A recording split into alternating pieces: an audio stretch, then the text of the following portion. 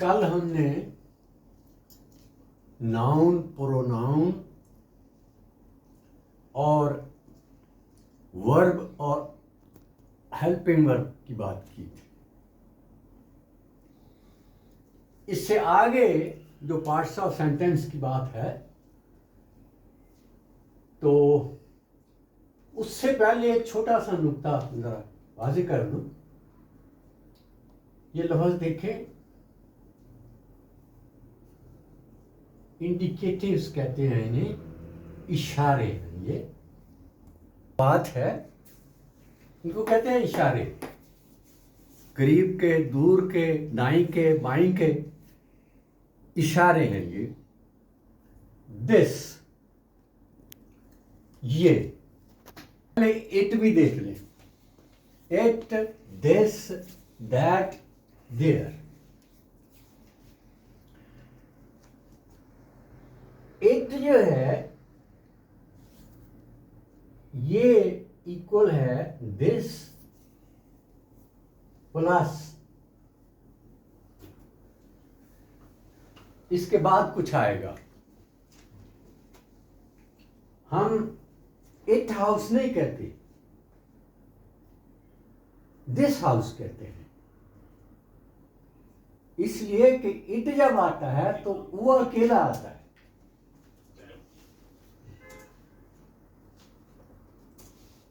It, तो otherwise this आएगा और उसके साथ जो इशारा होगा दिस हाउस हो गया। I have bought it, I have bought it house, wrong. It house, wrong. I have bought it, I have bought this house. I hope it is clear. Then that, वो, there, वो उधर, ये सारे इशारे हैं। तो इनको इनकी जगह के लिहाज से इस्तेमाल किया जाता है। खास तौर पर इट और दिस जो है ये उलझा देते हैं। इनको अच्छी तरह समझ लें। It is equal to this plus कुछ आगे जो है आना चाहिए, नाउन आना चाहिए, कोई किसी चीज का नाम आना चाहिए। ओके, आइए अब आगे है वर्ब और हेल्पिंग वर्ब से आगे एडजेक्टिव। एडजेक्टिव जो है ये क्वालिफाई करता है नाउन को। नाउन के साथ आके उसको ये क्वालिफाई करता है। Good boy, bad bargain, rich person, ये एग्जाम्पल्स हैं। जितने लफ्ज आए हैं इनके बाद कोई नाउन आया है जिसकी तारीफ एडजेक्टिव कर रहा है। इस सिलसिले में सबसे ज्यादा अहमियत है degrees of adjective. Degrees of adjective हम कहते हैं degree number 1, degree 2, degree 3, positive, comparative,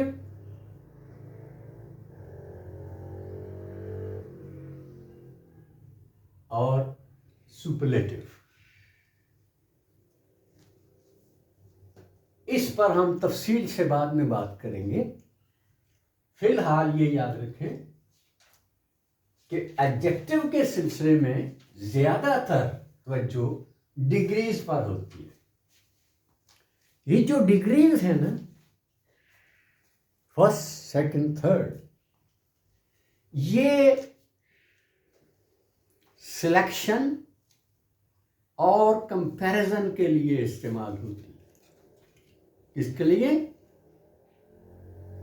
selection और कंपैरिजन।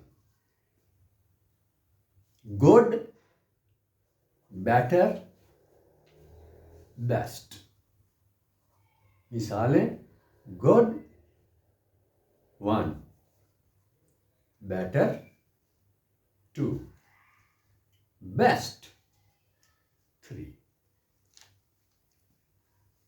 तो इससे आगे जो बात है वो फिर हम उससे बात करेंगे, क्योंकि वो ज़रा लंबी बात है, उसको समझाना पड़ेगा। अकेला अकेला लेंगे हम। फिलहाल याद रखने की बात यह है कि एडजेक्टिव के सिलसिले में एक बात यह है कि ये नाउन को क्वालिफाई करता है, और दूसरी बात यह है कि इसकी 3 डिग्रियां होती हैं जिन्हें हम मुकाबले और इंतखाब के लिए इस्तेमाल करते हैं। 2 में से इंतखाब, 3 में से, इससे ज्यादा में से Lahore is larger than Multan. Lahore Multan से बड़ा शहर, ये कंपैरिजन है। Lahore is the largest city of the Punjab. Lahore is the largest city of the Punjab. Lahore Punjab का सबसे बड़ा शहर है। ये है सिलेक्शन। और इससे पहले जो फिक्रा मैं बोला है वो कंपैरिजन ज्यादा चीजों में होती है।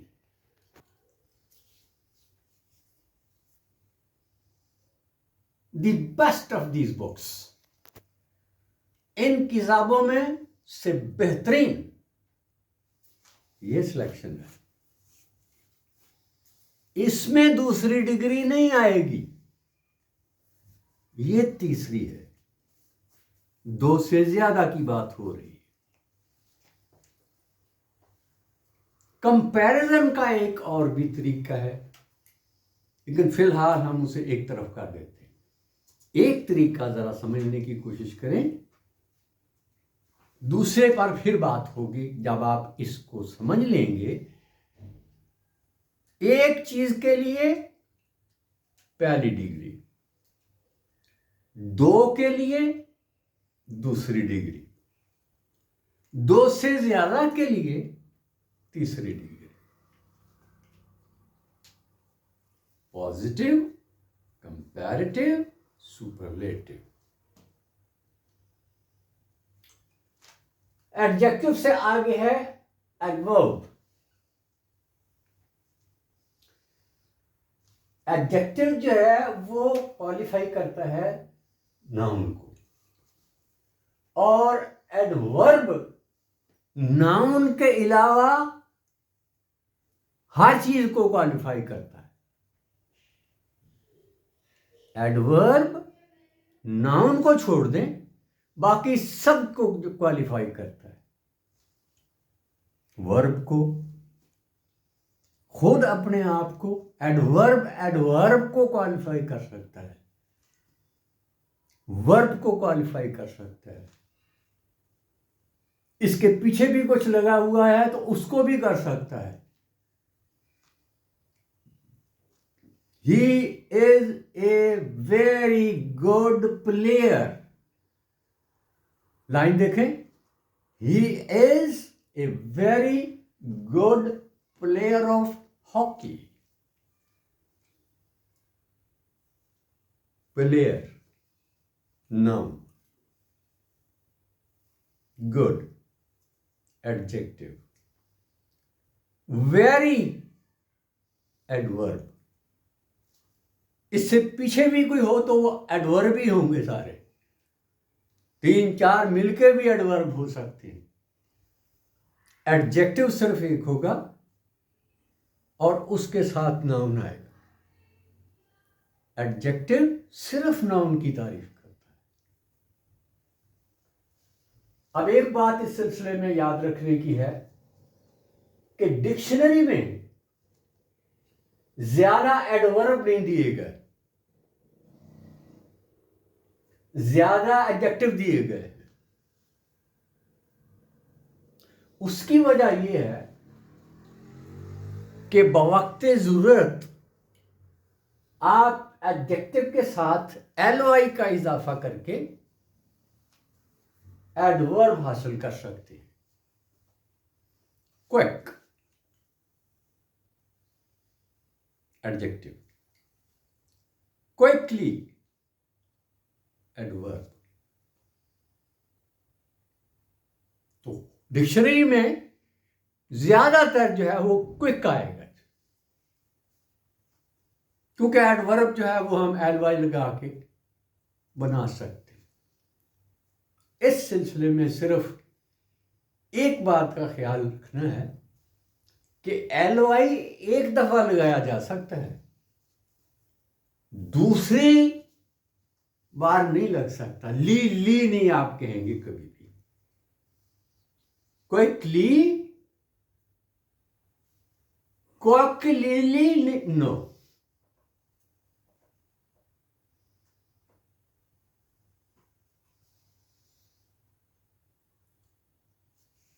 कावर्ड नाउन है, कावर्डली एडजेक्टिव है। कावर्डली कुछ भी नहीं। सी एडवर्ब ज्यादातर बनाए जाते हैं, इसलिए डिक्शनरी में बने बनाए एडवर्ब जो हैं वो गिनती के। हमारे पास उसको बनाने का तरीका है, एडजेक्टिव को एलवाई लगाओ, एडवर्ब ले लो।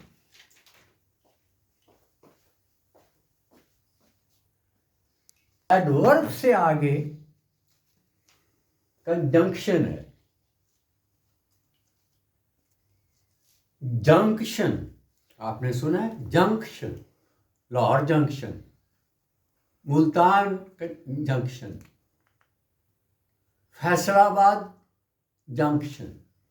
ये जंक्शन जो है इसका मतलब होता है मिलाप, मिलाप, जोड़। ये मिलाप किस चीज का है? एक लाइन लाहौर से फैसलाबाद जा रही है, एक मुल्तान से फैसलाबाद जा रही है। दोनों फैसलाबाद में मिलती हैं, इसको कहते हैं जंक्शन। हम फैसलाबाद को फैसलाबाद जंक्शन कहेंगे। ओके। और ग्रामर की जुबान में कंजंक्शन जो है ये उन अल्फाज को कहते हैं जो जोड़ लगाते हैं। आप दो पाइप जोड़ते हैं, एक पाइप इधर एक इधर, उनको जोड़ना है तो क्या करेंगे? दरमियान में जोड़ लगा होता है, दोनों तरफ रिंग लगाया जाता है। रिंग, वो आपस में रिंग को जोड़ दिया जाता है। रिंग अलग होता है, एक पाइप इधर से आ रहा है, एक इधर से आ रहा है, दरमियान में वो जोड़ लगा हुआ है, उसको कंजंक्शन कहते हैं। मेरा ख्याल है मिसाल वाले है, दो चीजों को आप जोड़ रहे हैं, दरमियान में एक तीसरी चीज जो है लगा रखी है, ये कंजंक्शन है। तो इसकी मिसालें जो हैं आप लोगों के पास, जोड़, and, but, because, and but, because, therefore, however, ये सारे के सारे जोड़ लगाते हैं। यूं कहिए कि या तो ये दो हिस्सों को एक दूसरे से जोड़ते हैं, या दो लफ्जों को एक दूसरे से जोड़ते हैं, या दो एक ही सेंटेंस जो है उसके हिस्सों को जोड़ते हैं, या दो फिक्रे हैं तो उनको एक बनाते हैं जोड़ के। ये सारे के सारे कंजंक्शन का काम है। तो ये कंजंक्शन की मिसालें हैं। एंड बट, बिकॉज, मैंने जो वाज़े तरीन सबसे ज़्यादा जाने पहचाने जो कंजंक्शन है उनकी मिसाल दी है। तो कंजंक्शन क्या हुआ? जोड़, जॉइंट, जॉइंट कंजंक्शन। आगे चलिए, प्रेपोजिशन। प्री के मानी है पहले। प्री के क्या मानी है? पहले। Position, preposition. ये जो पोजीशन है, ये कौन सी पोजीशन है? ये नाउन की पोजीशन है। किसकी पोजीशन है? नाउन की। प्रेपोजिशन के बाद जो नाउन आएगा उसको हम जोड़ रहे हैं बाकी फिक्रे से।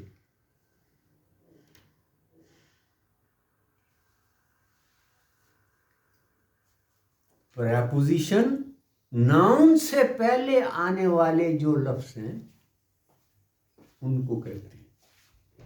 ही इज गोइंग टू लाहौर। तो देखें टू क्या कर रहा है? नाउन को, लाहौर को बाकी फिक्रे से जोड़ रहा है।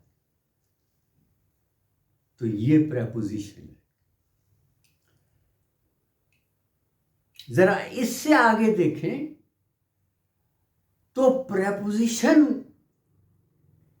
नाउन के साथ जो बाकी फिक्रा है उसको जोड़ने के लिए भी इस्तेमाल होता है, और इस मफहूम में भी आता है कि नाउन की पोजीशन क्या है।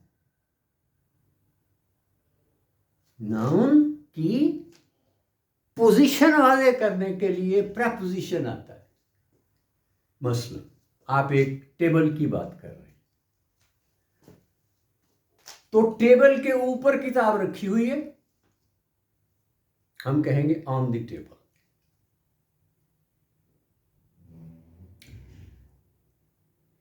किताब मेज के नीचे रखी हुई है, चलें कोई ड्राज है उसमें रखी हुई है, हम कहेंगे अंडर द टेबल।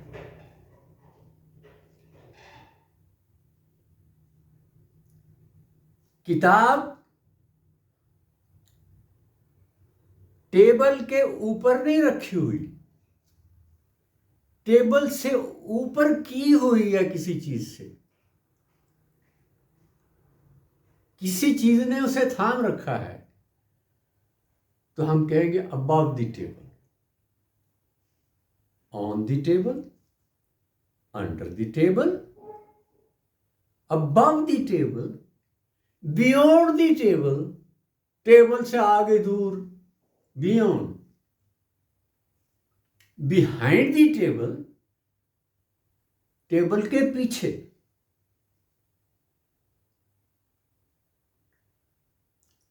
तो ये है प्रेपोजिशन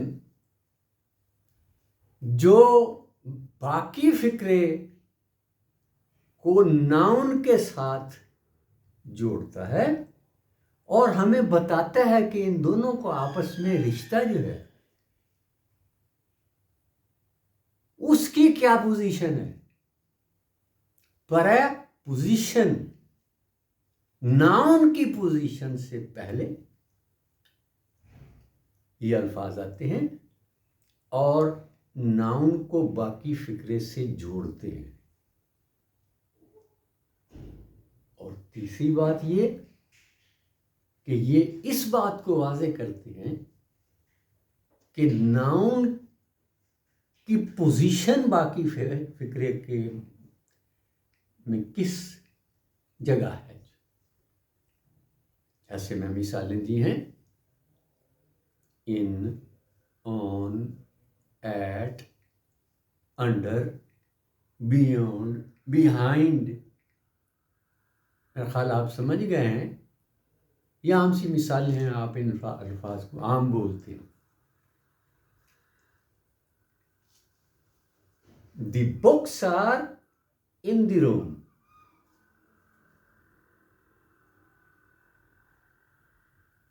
किताबें कमरे के अंदर हैं।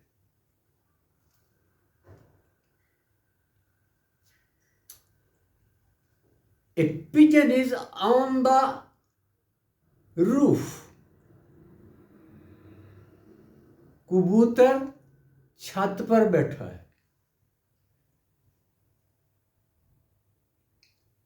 The pigeon is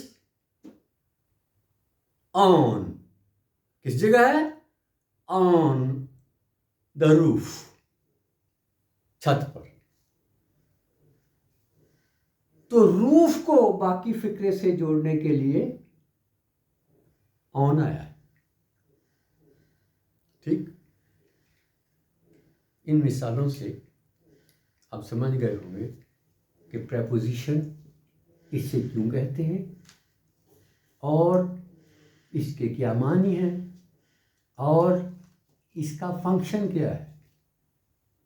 ये करता क्या है प्रेपोजिशन? ये बाकी फिक्रे के साथ नाउन का जो ताल्लुक है उसको वाज़े करता है। आगे चलिए, आर्टिकल्स 3 हैं ये, ए एंड दी। तो इस्तेमाल इसका होता है कि जब हम किसी चीज का जिक्र करते हैं तो साथ हम बताते हैं कि भाई कितना। हम कहते हैं एक, एक के मानी है एक। A book. लेकिन अगर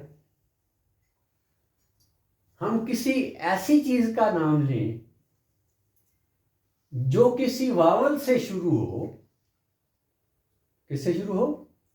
वावल से शुरू हो,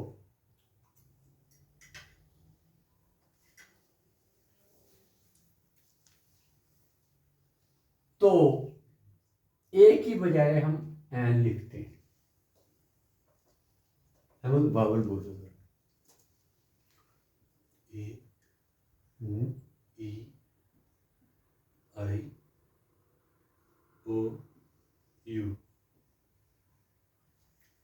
ए, ई, आई, ओ, यू, हम इन्हें वावल कहते हैं। तो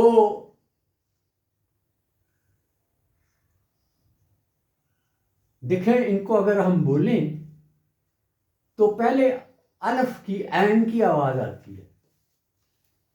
अलफ, अलफ, ए, ई, आई, ओ, ऊ, ये सारे के सारे वावल। तो इनके साथ हम ए की बजाय एन लिखते हैं। मानी हुई है, कुछ फर्क नहीं है। फर्क सिर्फ इतना है कि ए की बजाय एन इसलिए लिखा गया है कि ये वावल के साथ आया है, तो उससे पहले हम एन लिखेंगे। तीसरा आर्टिकल है दी। दी जो है, जब कोई चीज किसी दूसरी चीज के साथ कनेक्ट होकर आए तो वो मखसूस हो जाती है। ठीक है? A mother and A daughter, a mother A daughter, the mother the daughter. अगर उनका जिक्र हम दोनों का दूसरी बार करेंगे तो आप कोई ऐसे पढ़ रहे हैं, कोई मजमून पढ़ रहे हैं, तो उसके पहले लाइन में जो है, पहले फिक्रे में जब आप इस्तेमाल करेंगे तो आम आर्टिकल को करेंगे। Here is a cat, ये बिल्ली है, एक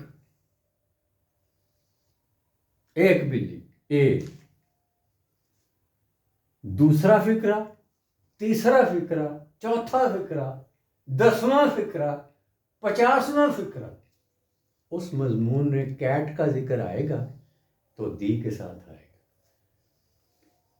क्योंकि अब वो आम बिल्ली नहीं रही। एक दफा उसके जिक्र के बाद वो एक खास बिल्ली बन गई है, जो पहले फिक्रे में एक ही कहलाई है, क्योंकि वो आम है, कॉमन नाम है वो।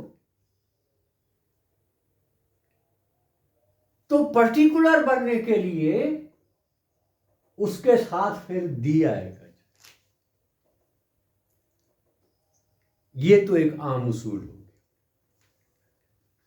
एक बात ये याद रखनी है कि कुछ अल्फाज ऐसे हैं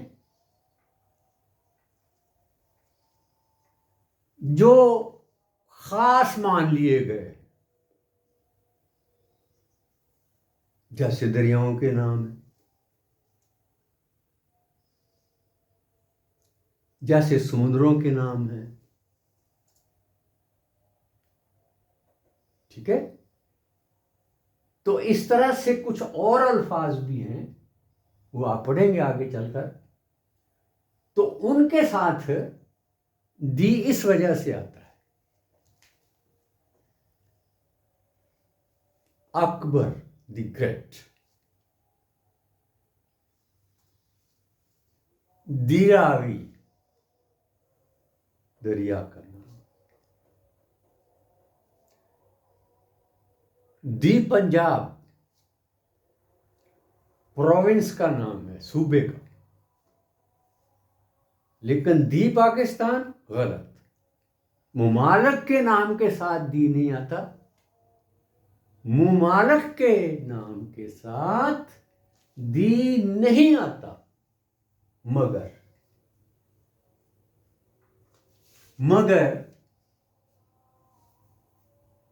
अगर ये नाम जो है मुमालक के उस हवाले से आए, उनमें मौजूद रियासतों के हवाले से आए, तो फिर हम दी लिखते हैं मुमालिक के नाम के साथ भी। कैसे? यूएसए, दी यूएसए, दी यूके, दी एमिरेट्स। और ये मुमालिक के साथ आर्टिकल दी नहीं आता, बल्कि कोई भी आर्टिकल नहीं आता, ना ए ना एन ना दी। एक बात ध्यान में रखनी है कि जब मुल्कों के नाम उनमें मौजूद रियासतों के हवाले से आएंगे तो फिर दी लिखा जाएगा। दी ऑस्ट्रेलिया गलत, द सिडनी गलत। वो मुल्क का नाम था, ये शहर का नाम है। दी लाहौर गलत, मगर दी रावी, दी लाहौर फोर्ट, दी लोअर बारी द्वाब, दी नहर, दी अटलांटिक बहरे ओकियानूस, दी पैसिफिक बहरुल काहिल, दूसरा बड़ा समुद्र। तो कुछ नामों के साथ दी तय कर दिया गया है, उसमें कोई कानून नहीं है, वो ग्रामर लिखने वालों की मर्जी थी। उन्होंने वहां तय कर दिया कि भाई इस चीज के साथ दी लिखो, वजह ना पूछो, बस हमने तय कर दिया है इनके साथ दिया है। कोई उसूल जो है इस सिलसिले में याद रखना जरूरी नहीं, ये याद करने की चीज है, समझने की नहीं है। लाहौर के साथ दी क्यों नहीं लगता?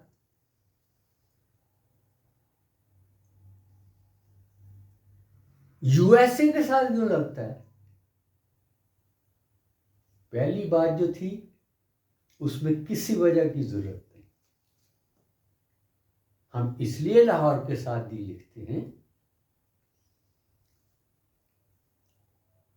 दी नहीं लिखते कि लाहौर एक शहर का नाम, सूबे के नाम के साथ दी आएगा, मुल्क के नाम के साथ नहीं आएगा। ओके, तो ये हैं आर्टिकल। इसका तफसीली जिक्र जो है आप आगे चलकर पढ़ेंगे ज्यादा। इसके साथ फिर साथ ही डिटर्मिनर होते हैं, ये भी एक तरह का आर्टिकल ही होते हैं, और ये दोनों एडजेक्टिव भी कहलाए जाते हैं। आर्टिकल्स और डिटर्मिनर्स।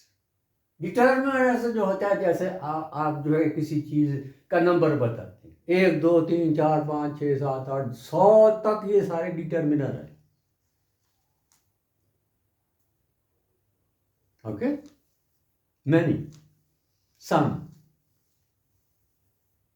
कुछ, कई, ये डिटर्मिनर है। और आर्टिकल की ही एक चीज है, और मैं कह रहा हूं कि आर्टिकल और डिटर्मिनर जो हैं ये दोनों एडजेक्टिव हैं, ये दोनों एडजेक्टिव हैं। इनके बाद कोई नाउन होगा। 3 books, 4 rupees, 9 members, 3 stars। तो ये डिटर्मिनर है, ये दोनों एडजेक्टिव। चलिए, इंटरजेक्शन, ये आवाजें होती हैं। इंटरजेक्शन क्या होते हैं? आवाजें होती हैं। आ, हा, हु, हैं, ये आवाज है, ये बामानी आवाज है। आप जानते हैं, पता है?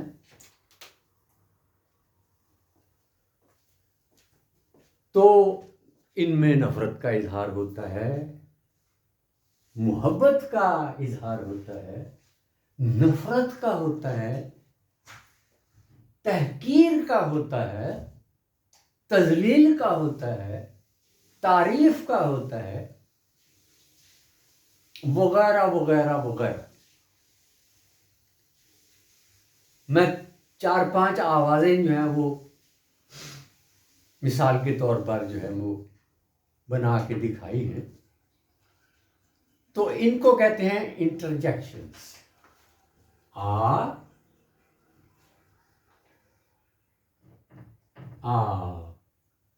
ए ऊ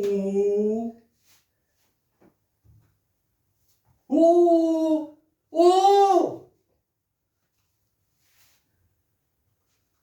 ये सब जो है आवाज है, और ये बामानी आवाज है, आम आवाजें नहीं। इनके कोई मानी है, किसी जज्बे का इजहार हो रहा है। हला ही पोप, ये सारी आवाजें जो इनके कोई मानी है, जैसे मैं बताया है। हुर्रा, हम जीत गए, तो जो हुर्रा का लफ्ज है ये जीत को जाहिर कर रहा है। ओ, ये क्या है? ओ, जैसे आपकी कोई चीज दुख रही है, मुंह से एक तरह से आवाज निकल रही है, हाय।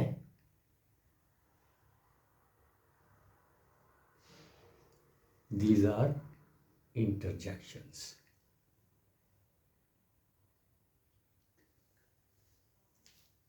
इसके बाद जीएंड का लफ्ज इस्तेमाल हुआ है। ये थोड़ा आगे की बात है, लेकिन तारफ के तौर पर मैं बता रहा हूं कि जीरेंड आईएनजी के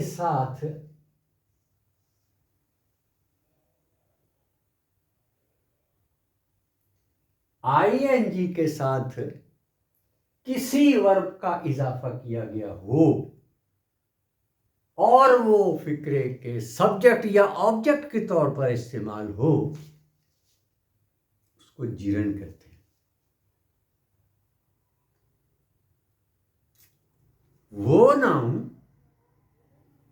जो आईएनजी के इजाफे से बनाए जाते हैं और ये नाउन के तौर पर इस्तेमाल किए जाते हैं, दोनों जगह आ सकते हैं, सब्जेक्ट भी ऑब्जेक्ट भी। I love cycling, I love cycling.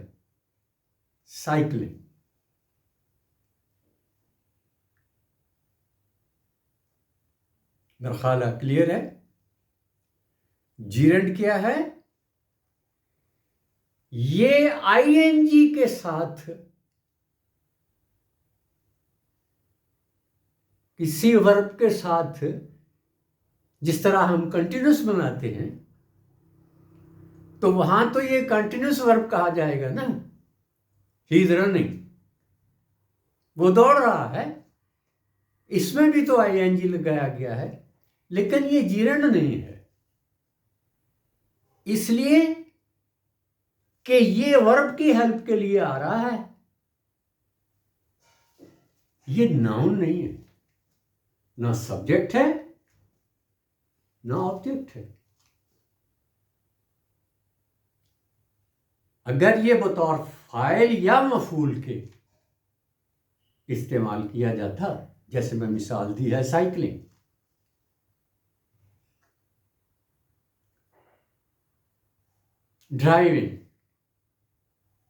Driving is not that easy. Driving इतनी आसान भी नहीं है। नाउन, ठीक है, सब्जेक्ट के तौर पर इस्तेमाल हुआ है। इसे कहते हैं जीरेंड। एक दफा फिर सुनिए, जीरेंड उस नाउन को कहते हैं जो फेल के साथ आईएनजी लगाकर बनाया जाता है और उसको हम बतौर सब्जेक्ट यानी फाइल और बतौर ऑब्जेक्ट यानी मफूल इस्तेमाल कर सकते हैं। ये जीरेंड। फिर सुनिए, जब किसी वर्ब के साथ आईएनजी का इजाफा करके नाउन बनाया जाता है, देखें एक तरफ ये वर्ब है जारी, ही इज राइटिंग, जारी, कंटिन्यू, कंटिन्यूअस। एक तो वो बनाने के लिए हम आईएनजी इस्तेमाल करते हैं। ये दो चीज़ें रेन मेरा कर लें, फिर फिलहाल दो ही चीज़ें कर लें रेन में। दूसरा जो इसका रंग है कि जब ये वर्ब के साथ आईएनजी लग जाती है तो ये नाउन बन जाता है और इस नाउन को हम बतौर सब्जेक्ट या बतौर ऑब्जेक्ट इस्तेमाल कर सकते हैं। जैसे मैं मिसाल दी है, I love cycling, my hobby is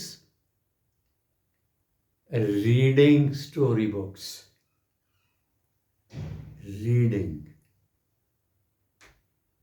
reading is a very good hobby. जैसे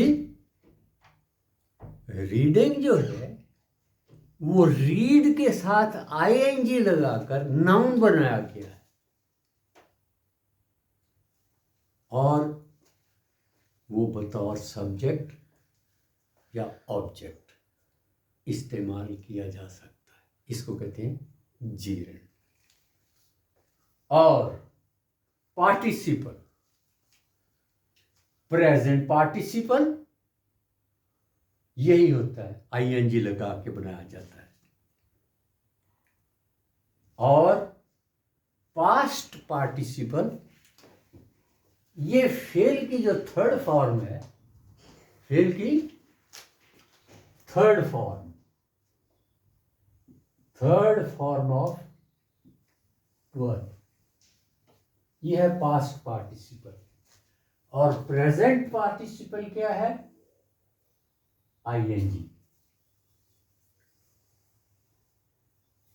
गोइंग, रनिंग, राइटिंग, जंपिंग,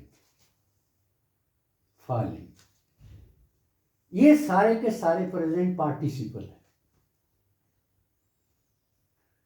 और past participle third form of the verb को कहते हैं। ये पार्टिसिपल आज का